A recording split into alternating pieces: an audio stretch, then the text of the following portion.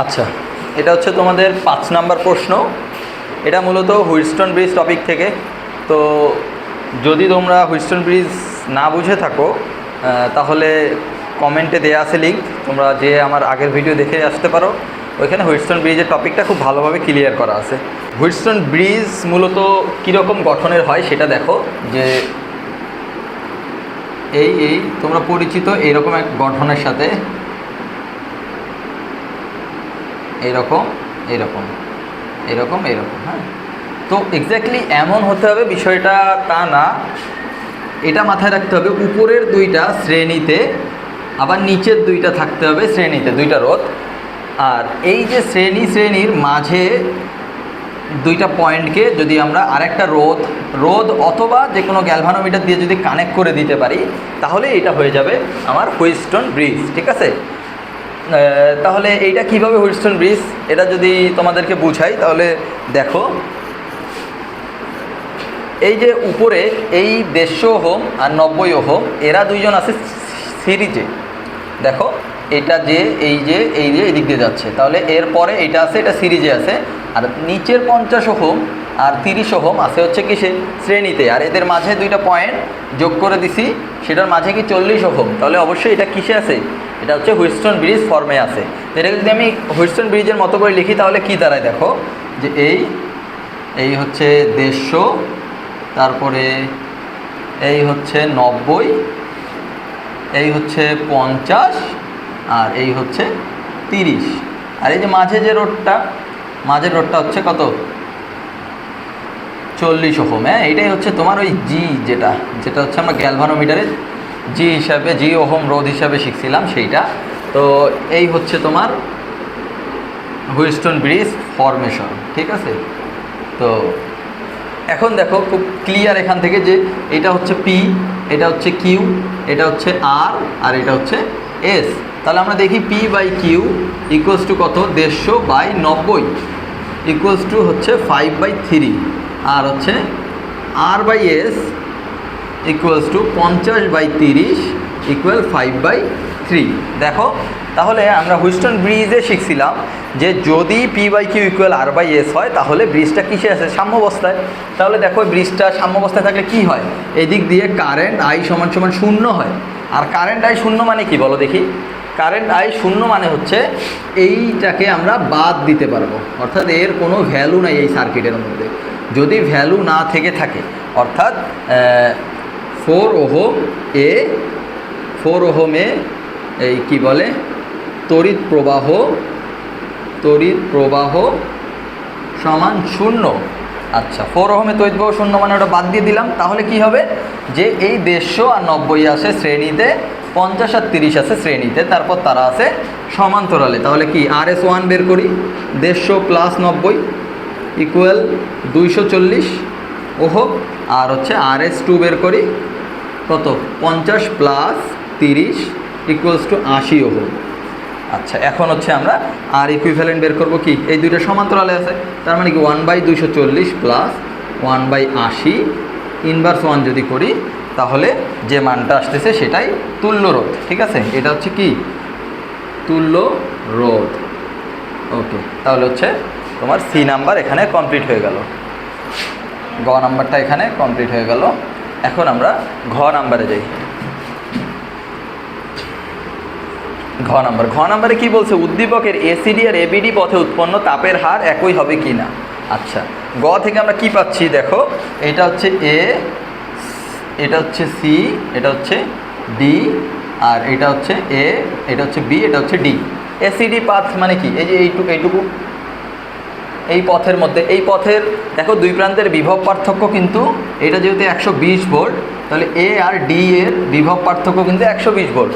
তার মানে তোমার VACD এই পথক আর এই পথক দুইটা বিন্দুর বিভব পার্থক্য সবসময় সেম হয়।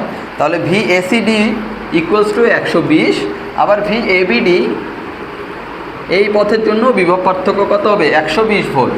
কেন, কারণ এই যে দুই প্রান্তের বিভব পার্থক্য 120 ভোল্ট দিয়ে দিছে, এই দুই প্রান্তের বিভব পার্থক্য, অর্থাৎ এই দুই প্রান্তের বিভব পার্থক্য। তাহলে দেখো আমরা হচ্ছে এসিডি পথের জন্য যদি বের করি, এসিডি এর জন্য যদি আমরা বের করি তাহলে ভি আমরা পাচ্ছি 120 ভোল্ট, তারপরে হচ্ছে কি এই আর এসিডি এর জন্য আর কত, এসিডি এর জন্য কিন্তু হ্যাঁ আর ইকুইভ্যালেন্ট না, তো এসিডি এর জন্য কত দেখো তো, 150 প্লাস 90 না, 150 প্লাস 90 ইকুয়ালস টু 240। আচ্ছা তাহলে এইখানে যদি আমার কি চাই, তাপের হার, তাপের হার মানে কি, তাপের হার, তাপের হার মানে কিন্তু H divided by T, H তো তাপ আর ডিভাইড বাই টি করলে তাপের হার, যেটাকে মূলত ক্ষমতা পাওয়ার বলা হয়। আর এই পাওয়ার ইকুয়ালস টু কী লেখা যায়, লেখা যায় ভি স্কোয়ার বাই আর। তাহলে ভি স্কোয়ার বাই আর আমরা তো সূত্র জানি, তাহলে হচ্ছে মান বসাই দিই 120 স্কোয়ার বাই 240। ওকে, এটা আলাদা করে দিই।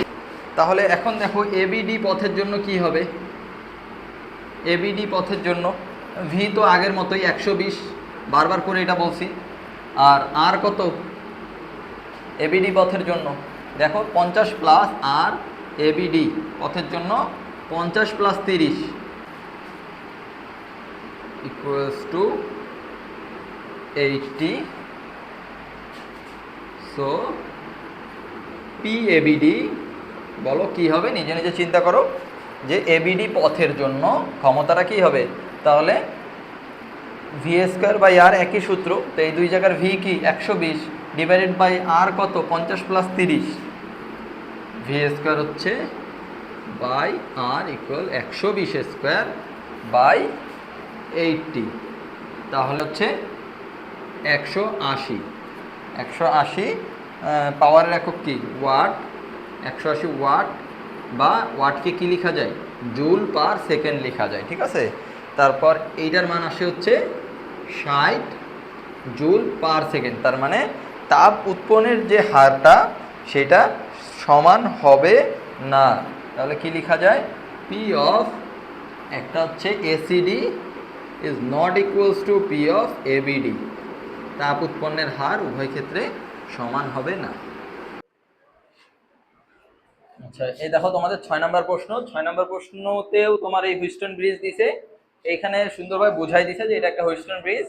এখানে গতে কি বলছে দেখো, আইজি ইকুয়াল 0 এই কন্ডিশন, তাহলে এই গ এর জন্য আইজি ইকুয়ালস টু 0, তার মানে কি এটা কোন অবস্থায় আছে, সাম্যাবস্থায় আছে, এটা আছে হচ্ছে সাম্যাবস্থা। সাম্যাবস্থা শর্ত কি, P by Q equals to R by S. এখন দেখো কোশ্চেনে ওরা কি বলছে, প্রথম বাহুর মানের কত পরিবর্তন করতে হবে, পরিবর্তনটা করব কার, প্রথম বাহুর, তার মানে হচ্ছে প্রথম বাহুকে আমরা পি ড্যাশ ধরে নিলাম আর বাকিগুলোর মান আমরা যা আছে তাই রেখে দিব। তাহলে কি হবে, প্রথম বাহুকে পি ড্যাশ রেখে কিউ কে কিউই রাখলাম 10, আর কে 60 রাখলাম, আর এস কে রাখলাম হচ্ছে আমরা 5e। তাহলে পি ড্যাশ আসলো হচ্ছে 120 ওহম। তার মানে আমার পি কে পরিবর্তন করে 120 ওহম আনতে হবে। পি আগে ছিল কত 100, তার মানে 20 যোগ করে দিলেই তো 120 হয়ে যাবে। তার মানে আগে ছিল 100, এখন তার সাথে 20 যদি আমরা শ্রেণীতে দিই তাহলে 120 হয়ে যাবে। তাহলে হচ্ছে যে সুতরাং P plus 20 equals to P dash. তো আমরা কি বুঝলাম যে 20 ওহম শ্রেণীতে সংযুক্ত করতে হবে। আশা করি বুঝতে পারছো। আচ্ছা দেখো ঘ নাম্বারে কি বলছে, ঘ নাম্বারে যদি তোমার গ্যালভানোমিটারের রোধ দেয়া থাকে মানে 15 ওহম হয়, তাহলে গ্যালভানোমিটারের কারেন্টটা তুমি বের করতে পারবা কিনা, অবশ্যই পারবা, কিন্তু একটু বড় হবে আর কি, অবশ্যই ধৈর্য সহকারে দেখিও।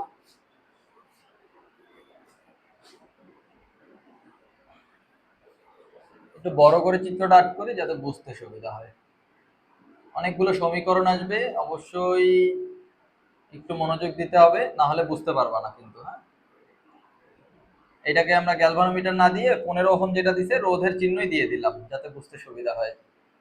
তাহলে এটা কত 15 ওহম দিলাম, এটা কত দেয়া আছে 100 ওহম, এটা দেয়া আছে হচ্ছে 10 ওহম, এটা হচ্ছে 60 ওহম, এটা দেয়া আছে 5 ওহম। ওকে, এটাকে দিয়ে লিখলাম কত ভোল্ট, 1.5 ভোল্ট। ওকে, এখন আমাদের কাজটা কি, কারশফের প্রথম সূত্র এই 1 পয়েন্ট 2 পয়েন্ট 3 পয়েন্ট 4 পয়েন্টে ফেলা, তারপরে হচ্ছে কারশফের দ্বিতীয় সূত্র এই একটা লুপ, এই একটা লুপ, এই একটা লুপে ফেলা। তাহলে মোট কয়টা সমীকরণ আসতেছে, 1 2 3 4 5 6 7, মোট 7টা সমীকরণ আসতেছে। এই 7টা সমীকরণ এখন আমাদের মূলত সমাধান করতে হবে, যত ইজিলি সমাধান করা যায় চেষ্টা করি। দেখো তাহলে হচ্ছে এ বি সি ডি, দেখো এ এ বিন্দুতে যদি আমরা প্রথম সূত্র ফেলি তাহলে হচ্ছে এটাকে আমরা আই ধরে নিই, আর এই কারেন্টগুলো দিয়ে দিছে দেখো, I1, এটা I2, এটা IG, এটা দেয়া নাই ধরে নিলাম। এরপরে হচ্ছে এটা I3, আর এটা হচ্ছে I4। হ্যাঁ, এখন আমরা এ বিন্দুর জন্য যদি ফেলি তাহলে কি দাঁড়াচ্ছে, যে কারেন্টগুলো ঢুকতেছে এ বিন্দুতে ঢুকতেছে কি আই কারেন্ট ইকুয়ালস টু বের হচ্ছে কি I1 আর I2, I1 প্লাস I2 এটা দিলাম। আচ্ছা, এরপরে হচ্ছে বি বিন্দুতে দেখি, বি বিন্দুতে ঢুকতেছে কি I1 ঢুকতেছে, বের হচ্ছে কি I3 প্লাস IG, তাহলে I1 equal I3 plus IG। এরপরে সি বিন্দুতে যদি নিই, সি বিন্দুতে কি দাঁড়াচ্ছে, I3 ঢুকতেছে, আই এর ডিরেকশন কিন্তু এইটাই, যে আই কিন্তু এই পুরোটাই কিন্তু আই। তাহলে দেখো ঢুকতেছে কি I3 আর I4, বের হচ্ছে আই, তার মানে আই ইকুয়ালস টু, আবার কি লেখা যায়, অথবা I3 plus I4 equals to I, এটা কিন্তু লেখা যায়। আচ্ছা, এরপরে ডি বিন্দুর জন্য আমরা কি লিখতে পারি, ডি বিন্দুর জন্য লিখতে পারি I2 plus IG equals to I4, I2 plus IG equals to I4। ওকে, তাহলে আমরা ধরে নিই যে আমরা I এর মান পাইছি, I1 এর মান পাইছি, আর হচ্ছে এই I4 এর মান পাইছি। এই মানগুলো আমরা সমীকরণে বসাই দেব। ওকে, এখন লুপ নিই, লুপ হচ্ছে ফার্স্ট লুপ নিই A B D A, A B D A, এই লুপে আমরা যদি কারশফের দ্বিতীয় সূত্র ফেলি, বুঝতেছি 100 ইন্টু I1 প্লাস লুপের মধ্যে আরেকটা রোধ হচ্ছে কত 15 ইন্টু IG, লুপের মধ্যে আরেকটা ওহম কত 60, কিন্তু এর কারেন্টের ডিরেকশন এই দিকে, আমাদের লুপ হচ্ছে এই দিকে, অবশ্যই কারেন্টটাকে উল্টো করে লুপের ডিরেকশনে নিতে হবে। যার কারণে আমরা উল্টো করে কি লিখতে পারি, মাইনাস, আগে লিখি রোডটা 60 আর কারেন্টটাকে উল্টো করে লিখলে কত হবে, -I2, ঠিক আছে, ইকুয়ালস টু 0। ওকে, আমরা এখানে কার কার মান পাইছিলাম, মান পাইছিলাম হচ্ছে I1 আর I4 এর, এটা এখানে বসাই দিই।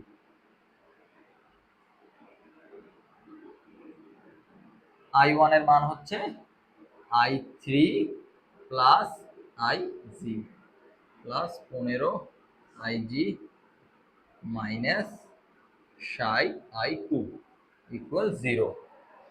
তাহলে হচ্ছে কত, I2 টা আগে লিখি, মাইনাস 60 I2, এরপরে হচ্ছে plus 100 I3 plus 115 IG equals to 0। এটা হলো সমীকরণ। এটাকে, এগুলোকে যদি সমীকরণ নামকরণ করি, করতে পারি, আর যদি না করি তাহলে এটাকে ডিরেক্ট সমীকরণ 1 দিতে পারি। ওকে, এখন আরেক, sorry, B C D B, B C D B, এই লুপে আমরা পাচ্ছি কি 10 ইন্টু I3 একইভাবে প্লাস 5 ইন্টু -I4। কেন -I4 দেখো, কেন -I4, I4 এর ডিরেকশনটা দিয়ে খেয়াল করো, I4 এর ডিরেকশনের দিকে খেয়াল করলে বুঝতে পারবা লুপ এই দিকে কিন্তু I4 তার উল্টো দিকে, এই কারণে I4 কে আমরা -I4 নিলাম। এরপরে দেখো 15 ওহমে যে কারেন্টটা আছে IG, সেই কারেন্টটাও লুপের উল্টো দিকে, লুপ যাচ্ছে এইদিকে, ও যাচ্ছে এইদিকে, তাহলে ওইটাকেও আমার উল্টো করে নিতে হবে, 15 ইন্টু -IG ইকুয়ালস টু 0। তাহলে যেগুলোর মান পাইছি ওগুলো বসাই দিই আমরা এখানে। I1 I4 কোথাও আছে? I4 আছে, আচ্ছা। 10 I3 মাইনাস 5 I4 এর জায়গায় I2 প্লাস IG বসাই দিই, বসাই দিলে 15 IG ইকুয়াল 0। তাহলে দাঁড়াচ্ছে হচ্ছে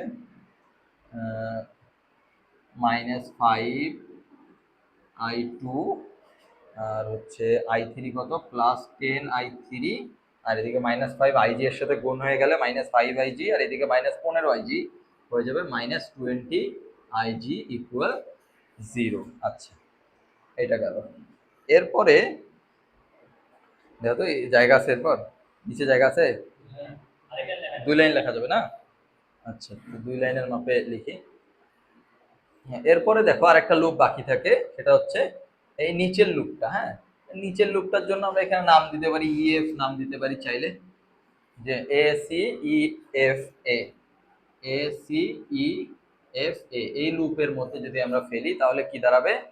এইখানে এই লুপের মধ্যে কি কি আছে? 60 আছে, 5 ওহম আছে, আর হচ্ছে এই পোস্ট আছে। তাহলে দেখো 60 ওহমে ড্রপ হচ্ছে কত? 60 ইন্টু ওর মধ্যে দিয়ে যে I2, 5 ওহমে হচ্ছে কত? Plus 5 I4। আর হচ্ছে আমরা লুপের ক্ষেত্রে যে দিক দিয়ে কারেন্ট ঢুকতেছে সেই চিহ্নটা নিব।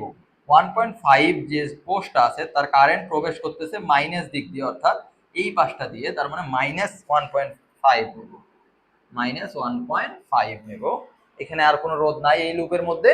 তাহলে দেখো -1.5 ইকুয়ালস টু 0 যদি লিখি তাহলে I4 এর মানটা এইখান থেকে আমরা দেখতেছি I4 মানে কত? I2 plus IG। এইখানে যে I4 আছে এই I4 এ ওই মানটা আমরা বসাই দেব। তাহলে কি হবে? 60 I2 প্লাস 5 I4 এর জায়গায় I2 প্লাস IG -1.5 ইকুয়াল 0। আচ্ছা, তাহলে দেখো I2 আসতেছে কত?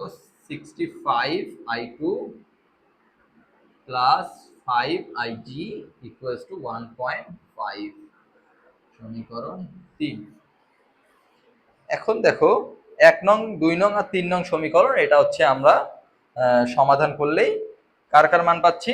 I2 I3 আর IG এর মান।